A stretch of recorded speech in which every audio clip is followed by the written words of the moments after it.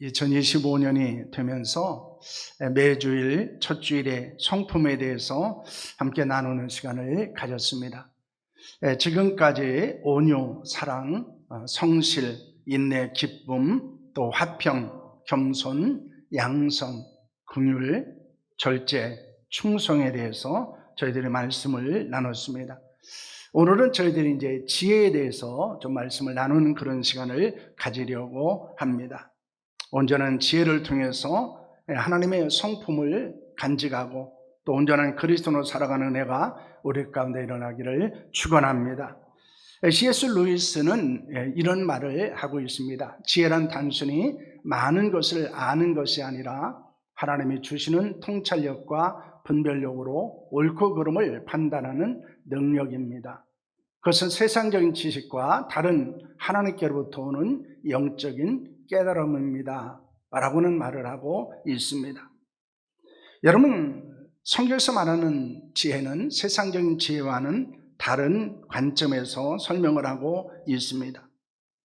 여러분, 지혜의 출처는 어디라고 말합니까? 하나님이라고 말씀하고 있습니다. 지혜의 핵심은 무엇입니까? 통찰력과 분별력입니다.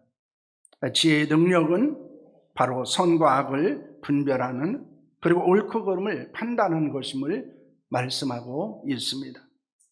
아담과 하와가 타락함으로 말미암아 가장 먼저 영향을 받은 것은 여러분 무엇일까요? 우리는 그것을 창세기 3장 5절 6절을 통해서 발견하게 됩니다. 함께합니다.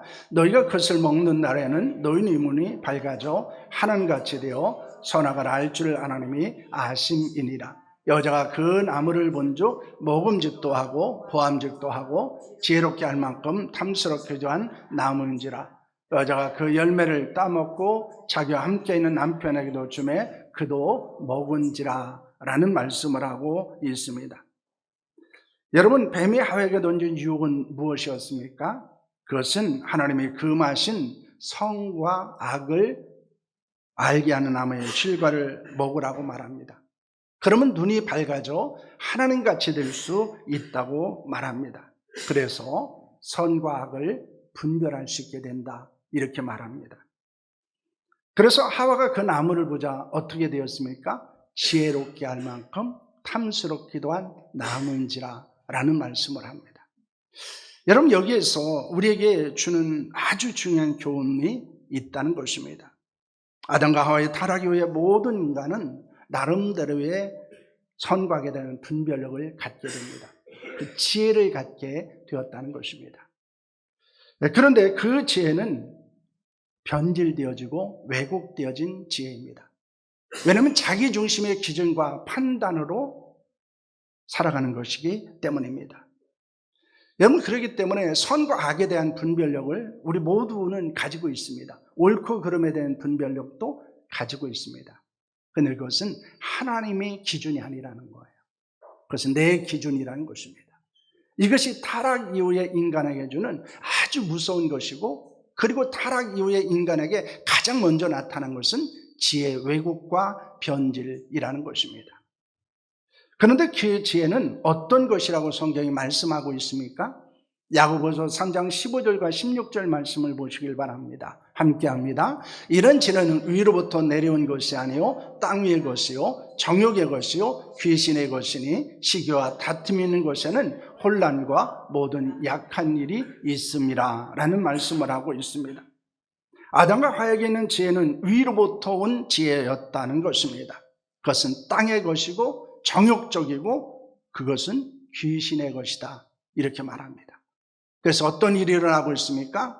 시기와 다툼과 혼란과 악한 일이 일어나게 된다는 것입니다. 반면에 우리가 가져야 되는 지혜는 어떤 것일까요? 그것은 하늘로부터 온 지혜입니다. 천상적이고 영적인 지혜, 하나님으로부터 온 지혜.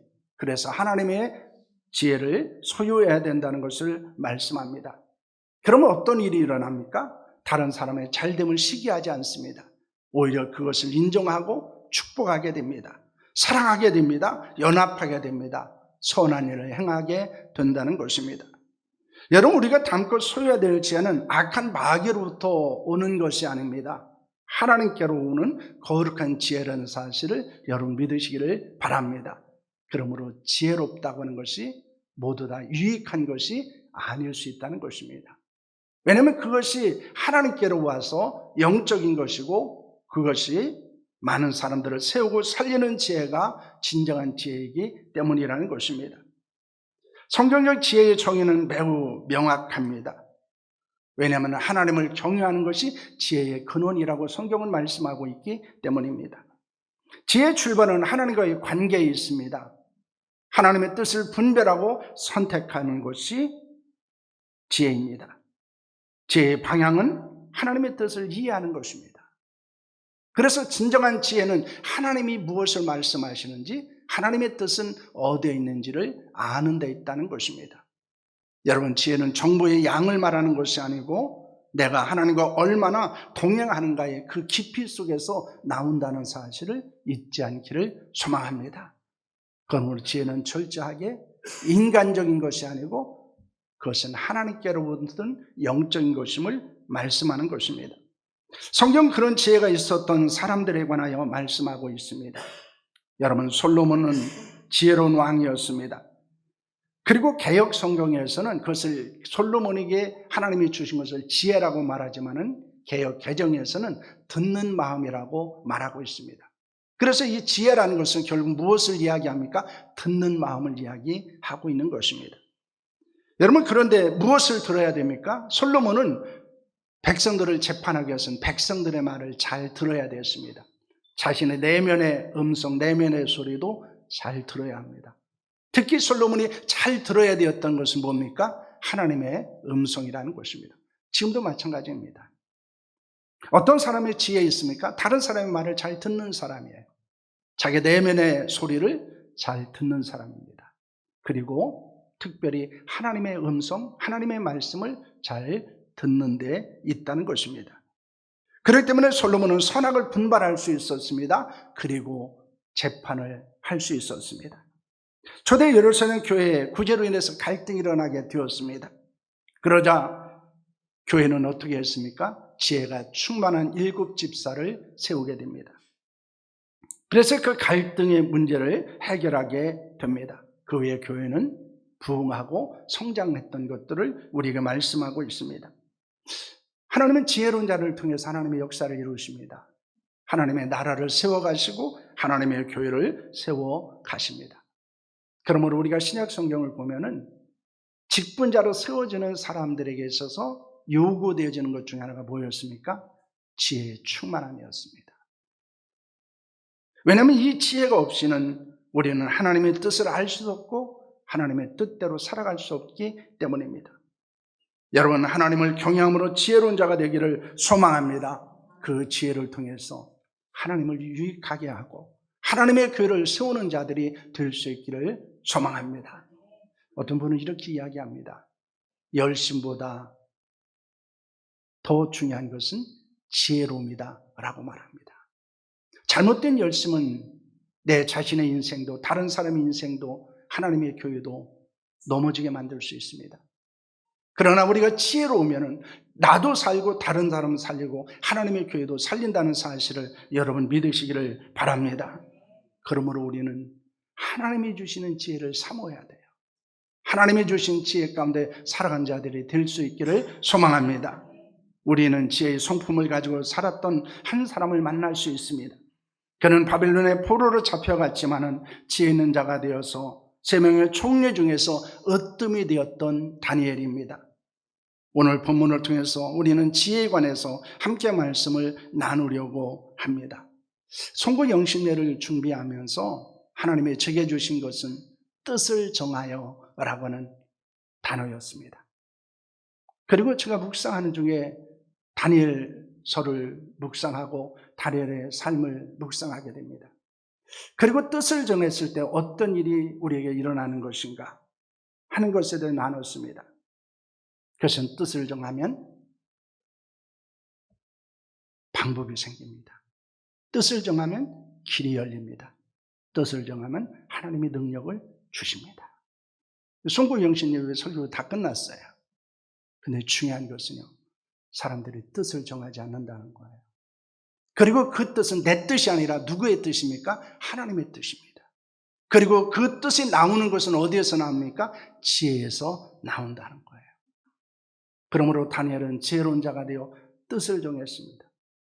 그러자 그를 통해서 하나님께서 위대한 역사를 이루셨던 것들을 우리에게 교훈하고 있습니다. 여러분, 그렇기 때문에 우리가 이 지혜를 사모하고 그리고 지혜에 충만한 자로 살아가는 자들이 될 수 있기를 소망합니다. 그렇다면 지혜의 능력은 무엇인가 하는 것입니다. 지혜의 능력은 분별과 승리입니다. 본문의 마지막 때에 극심한 환난을 예고하는 것이 본문의 배경입니다. 그러므로 1절은 어떻게 말하고 있습니까? 그때 내 민족을 호위하는 큰 군주 미가엘이 일어날 것이요 또 환난이 있으니 이는 개국예로 그때까지 없었던 환난일 것이며 함께합니다. 그때 내 백성 중 책에 기록된 모든 자가 구원을 받을 것이라. 땅의 티끌 가운데서 자는 자 중에서 많은 사람들이 깨어나 영생을 받는 자도 있겠고 수치를 당하여서 영원히 부끄러움을 당하는 자도 있을 것이라 라는 말씀을 하고 있습니다. 여러분, 마지막 때는 역사상 전무후무한 환난의 시기입니다. 천사장 미가엘의 부활의 생명책에 기록된 자들은 구원을 받을 것입니다. 마지막 날에 부활하고 생명을 얻는 자들이 있을 것입니다. 그러나 반면에 어떤 자들이 있습니까? 수치를 당하고 영원한 부끄러움을 당하는 사람들도 있다는 것입니다. 그러면 그것이 무엇 때문이라고 말하고 있습니까? 지혜로운 자냐, 지혜롭지 않은 자냐라는 것입니다. 여러분, 이 말씀이 주는 교훈은 우리에게 무엇을 말씀하고 있을까요? 그것은 마지막 환난을 때 중요한 것이 지혜라는 것입니다. 여러분, 지금 힘들고 어려운 시기를 살아가고 있습니다. 환난과 역경의 시기를 살아가고 있습니다. 그럴 때 우리에게 가장 중요한 것이 무엇입니까? 지혜라는 것입니다. 지혜는 환난을 하나님의 계획 속에서 해석하게 만듭니다. 그리고 그것을 견디게 하고 승리하게 만듭니다. 현실의 고뇌를 미래의 소망으로 바꿔놓는 것이 바로 지혜입니다. 요셉은 억울하게 감옥에 갇혔습니다. 그러나 그는 지혜로운 사람이었기 때문에 상황을 원망하지 않았습니다. 하나님의 섭리로 해석하게 됩니다. 그러므로 그는 거룩함을 잃어버리지 않을 수 있었습니다. 낙심하지 않을 수 있었습니다. 절망하지 않을 수 있었습니다. 지혜는 현실의 고난을 미래의 소망으로 바꿔놓는 놀라운 능력의 역사가 있기 때문입니다. 여러분, 우리는 그 지혜를 통해서 하나님을 바라봐야 합니다. 그리고 그 지혜는 오직 하나님만을 소망하게 만듭니다. 영적 미혹과 유혹을 이길 수 있는 것도 바로 지혜에 있습니다. 지혜로운 사람은 환난과 고난을 연단과 훈련의 시간으로 해석한다는 것입니다. 내가 지금 힘들고 어렵지만은 이 속에 하나님의 뜻이 있다는 사실을 아는 것입니다. 그 시간을 견딜 수 있습니다. 그 시간에 또 다른 하나님의 인도하심을 경험하게 된다는 사실을 여러분 믿으시기를 바랍니다. 지혜로운 자가 구원과 영생과 부활과 천국을 소망하는 자가 될 수 있음을 기억하시면서 여러분 지금 힘들고 어렵지만은 고난과 환난의 때를 지내고 있지만은 이 지혜를 통해서 하나님의 나라와 구원과 부활을 소망하는 자로 살아가는 우리 모두가 될 수 있기를 축원합니다. 그런데 지혜가 우리의 시선을 현재에서 미래로 그리고 사망에서 생명으로 고난의 시간을 연단의 시간으로 두게 된다면 그럼 우리는 이 지혜를 가진 자로서의 사명이 무엇인가 하는 것입니다. 그러면 오늘 본문은 우리에게 이렇게 말씀하고 있습니다. 두 번째로 지혜자의 사명은 영혼 구원에 있다는 것입니다. 오늘 3절 말씀인데요. 함께 하겠습니다. 지혜 있는 자는 궁창의 빛같이 빛날 것이요 많은 사람을 옳은 대로 돌아오게 한 자는 별과 같이 영원토록 빛나리라 라는 말씀을 하고 있습니다. 세상의 지혜를 통해서 성공할 수 있습니다. 재물을 모을 수도 있습니다. 출세할 수도 있습니다. 권력을 잡을 수도 있습니다. 그러나 성경은 생명을 살리는 것, 영혼을 구원하는 것이 지혜자의 사명이라고 말씀하고 있습니다. 성경은 지혜와 복음 전도의 관계를 언급하고 있는 것을 봅니다.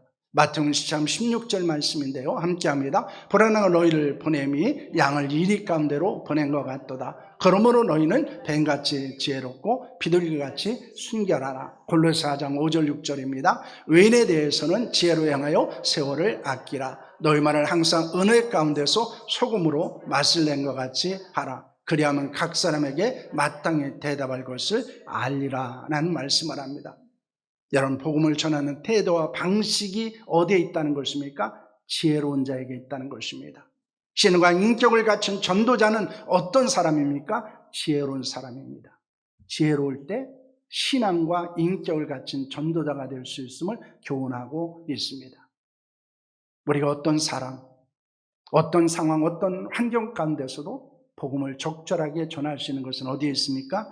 지혜에 있다는 것을 성경을 우리에게 말씀하고 있는 것입니다. 여러분, 그렇기 때문에 지혜는 복음을 전하는 데 있어서 매우 중요한 의미를 우리에게 주고 있습니다. 우리는 지혜가 부족하면 하나님께 구해야 합니다. 우리는 복음을 전하기 위해서 지혜를 구해야 합니다. 그러면 하나님은 누구에게 지혜를 주실까요? 야고보서에서는 너희가 지혜가 부족하면 하나님께 구하라 라는 말씀을 합니다. 기도하셔야 합니다. 말씀을 보셔야 합니다. 뿐만 아니라 성령 충만해야 합니다. 그렇기 때문에 일곱 집사들이라든가 하나님의 나라를 위해서 헌신했던 사람들은 지혜로운 사람이었는데 그들에게 쫓아오는 단어들이 있습니다. 성령 충만하여 라는 단어였습니다. 여러분, 왜냐하면 그 지혜의 출처가 내가 아니고 그것이 세상의 학문이 아니고 그것은 하나님께로 오는 것이기 때문이었습니다. 여러분, 그렇기 때문에 하나님을 보시기에 가장 지혜로운 삶으로 영혼을 살리는 자로 살아가는 우리 모두가 될 수 있기를 소망합니다. 가장 지혜롭게 사는 것은 복음을 전하는 자로 살아가는 것입니다. 하나님 우리에게 지혜를 주신 것은 영혼을 살리라는, 그리고 복음을 전파하는 거룩한 사명 감당을 해서 주신 것입니다. 그러므로 하나님께 지혜를 구리고 그 지혜를 통해서 많은 사람을 살리고 많은 사람을 구원의 길, 생명의 길로 인도하는 자들이 될 수 있기를 소망합니다. 그럼 지혜를 통해서 많은 사람을 옳은 대로 인도하는 사람이 복이 있다고 말씀합니다. 그들에게 어떤 놀라운 복이 있다고 성경을 말씀하고 있습니까? 오늘 3절 말씀을 보시길 바랍니다. 함께합니다. 지혜 있는 자는 궁창의 빛과 같이 빛날 것이요 많은 산을 오른 대로 돌아오게 한 자는 별과 같이 영원토록 빛나리라 라는 말씀을 하고 있습니다. 지혜로운 자는 하늘의 별처럼 빛난다, 영원히 별처럼 빛난다 라는 말씀을 하고 있습니다. 왜 그렇습니까? 그것은 어두운 세상을 밝히는 빛으로 살아가기 때문입니다. 어두운 세상에서 방황하는 사람들에게 하나님의 빛을 비추는 자들이기 때문입니다. 흑암 가운데 사는 자들에게 하나님의 등불이 되는 사람들이기 때문입니다. 그렇기 때문에 마치 궁창에 수많은 별이 빛나듯이 생명을 살리는 데 지혜를 사용하는 자들을 하나님께서는 영광 가운데 영원히 빛나게 하신다는 사실을 믿으시기를 바랍니다. 여러분, 이 복은 세상의 어떤 명예도 부귀도 비교할 수 없는 가장 귀하고 영광스러운 복입니다. 재혼 그리스도인은 하나님의 영원한 칭찬과 상급을 누리게 될 것임을 말씀하고 있습니다. 하나님의 나라에서 우리는 별과 같이 빛나는 자들이 되기를 소망했으면 합니다. 그래서 하나님께 지혜를 구하고 그 지혜를 통해서 많은 사람들에게 복음을 전하는 자로 살아갈 수 있기를 원합니다. 지혜로운 성품을 가진 자로서 정말로 하나님이 기뻐하시는 복음을 전하는 신앙과 인격을 가진 전도자로 될 수 있기를 소망합니다. 여러분, 지혜는 단순한 지식이 아닙니다. 하나님을 경외하며 하나님의 뜻을 분별하는 능력입니다. 그리고 지혜는 왜곡되었습니다. 그리고 변질되었습니다. 이것을 우리는 잘 분별해야 합니다. 내 기준으로, 내 경험으로, 내 지식으로 우리는 끊임없이 판단하고 정죄하며 살고 있습니다. 그러나 하나님이 주신 지혜는 그런 것이 아닙니다. 세상의 지혜는 사단에게서 나오기 때문에 정욕적입니다. 파괴적입니다. 그러나 하나님께로부터 온 지혜는 영적이게 생명적이라는 사실을 우리는 기억해야 합니다. 내 말과 내 행동이 사람을 살리느냐, 사람을 세우느냐, 아니면 사람을 넘어지게 만드느냐, 아니면 사람을 세워가느냐를 분별할 수 있어야 합니다. 여러분, 마지막 때에 가장 필요한 것은 하나님의 뜻 안에서 분별하는 것입니다. 그리고 그것을 해석하는 능력입니다. 바로 그것이 지혜입니다. 지혜는 고난을 원망이 아니라 연단과 소망으로 바라보게 합니다. 지혜로운 자는 현재를 넘어 부활과 영생이라는 영원한 관점을 가지고 이 땅을 살아가게 만듭니다. 지혜자의 참된 사명은 많은 사람을 옳은 대로 돌아오게 하는 것입니다. 복음을 전하는 것입니다. 신앙과 인격을 적절하게 갖춘, 균형 있게 갖춘 전도자가 되게 하는 것입니다. 하나님을 경외하는 지혜가 있을 때 우리의 삶과 말은 복음의 통로로 사용되어질 수 있는 줄로 믿습니다.